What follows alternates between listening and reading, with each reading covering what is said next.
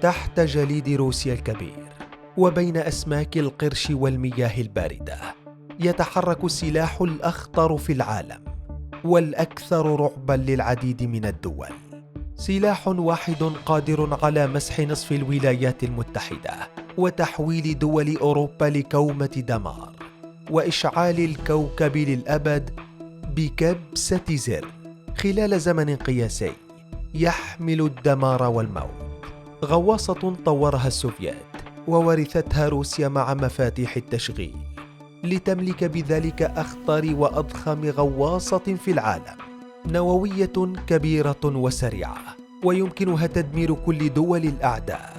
إنها الرعب القادم من المياه، غواصة تيفون النووية.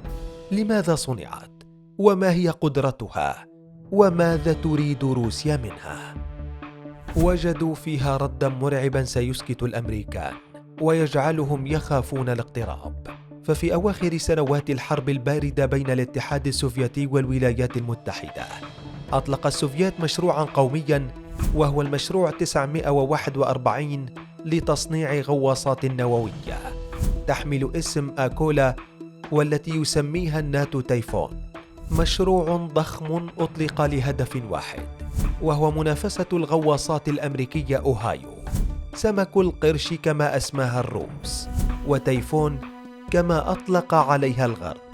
هي ليست مجرد غواصة حربية، بل هي قطعة مرعبة من الحديد، حيث تصنف من بين الغواصات الضخمة من حيث الوزن، إذ يصل وزنها لحوالي 48 ألف طن، وتعتبر بشكل عام أكبر الغواصات النووية في العالم.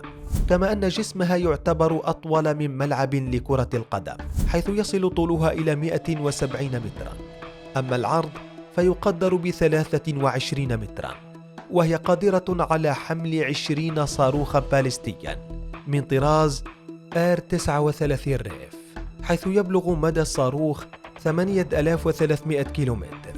كما يمكنها البقاء في قاع البحر ل180 يوما متواصلة.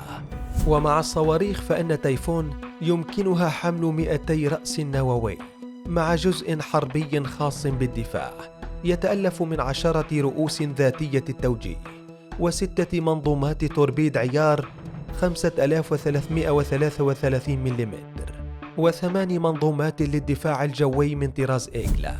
صنع الهيكل الخارجي لهذه الغواصات من الفولاذ الخفيف وأقسام التوربيد من التيتانيوم. تصميمها يسهل لها الإبحار تحت الثلوج والبقاء في البحر لأطول وقت ممكن، ويمكنها بعد ذلك اختراق الجليد لإطلاق وابل نووي مدمر ضد البنية التحتية لمنظمة حلف الشمال الأطلسي، مما يتسبب في دمار لا يوصف في غضون دقائق. وكون الغواصة صنعت بهدف التدمير، فقد تم بناء تلك الفئة من الغواصات مما يصل إلى 5 هياكل ضغط من التيتانيوم، مما يؤدي لعزل حمولتها المرعبة عن أي صدمة، ويمكنها أيضا حماية الطاقم من أي نوع من الخطر. بدأ تصنيع الغواصات في الفترة ما بين عام 1977 و 1989، وتم تصنيع إجمالي 6 غواصات من هذا النوع. ولكن بعد توقيع اتفاقيات نزع السلاح بين روسيا وأمريكا، تم سحب 3 غواصات تيفون، حيث تم نزع المفاعلات النووية من هذه الغواصات والتي تعمل بالطاقة النووية، وبقيت راسية في موانئ روسيا حتى اليوم. فيما بقيت اليوم غواصة واحدة قيد التشغيل، وهي ديمتري دونسكوي، والتي كانت أول غواصة يتم تشغيلها. وتشير التقارير إلى أن الغواصة ستبقى قيد التشغيل حتى العام 2026، حيث تسعى روسيا اليوم للتخلص من الغواصة تدريجياً لتدخل مكانها فئة جديدة من الغواصات النووية الجديدة، وهي فئة بوري الروسية الاستراتيجية كما تصفها، والتي تتميز بتصميم جديد مختلف عن التصميم السوفيتي، كما أنها تلبي احتياجات البحرية الروسية التي تريد غواصة استراتيجية بحجم أصغر ووزن أخف، حيث تعد الغواصة بوري أقصر وأسرع بشكل كبير من تايفون.